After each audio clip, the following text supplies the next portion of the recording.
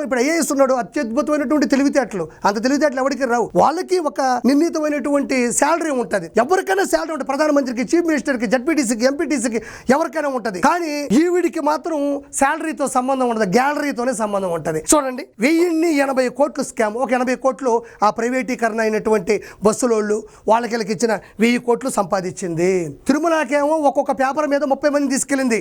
ఆ డబ్బులు వేరే. శేషాచల అడవుల్లో ఎర్రచంద్రని ఎత్తేసింది బొమ్మన కరుణాకర్ రెడ్డి, వైవి సుబ్బారెడ్డి, ధర్మారెడ్డి, జవహర్ రెడ్డి. మళ్ళీ ఆ కథ వేరే. నేను చెప్పిన 3000 కోట్లు అది వేరే. ఇసుక మాఫియా, గ్రావెల్ మాఫియా, రిజిస్ట్రేషన్లు, కేసులు, సెటిల్మెంట్లు, ఇది వైన్ షాపులు, ఇంకా అవన్నీ వేరే. అది కాక ఇది చూడండి, 1080 కోట్లు 1000 కోట్లు దీంట్లో తీసుకుంటే కలియుగ వెంకటేశ్వర సాక్షిగా ఆవిడ ఇంటి ముందు ఎంత ఫోటో పెట్టుంటది. వెంకటేశ్వర ఫోటో వెనక కెమెరా పెట్టి ఇట్ట దండం పెడతది. ఎలివేషన్ 1 2 3 యాక్షన్ అనగా జరుగుతుంది. వెంకటేశ్వర స్వామి ఎలా ఉంటే ఈవిడ తలపాక అన్నమయ్య గారు లాగా అలా నడుచుకుంటూ ముందుకొచ్చి ఆవిడ ప్రైవేట్ ఛానల్లో పెట్టుకుంటది. మనకు కొంచెమైనా జ్ఞానం ఉందా?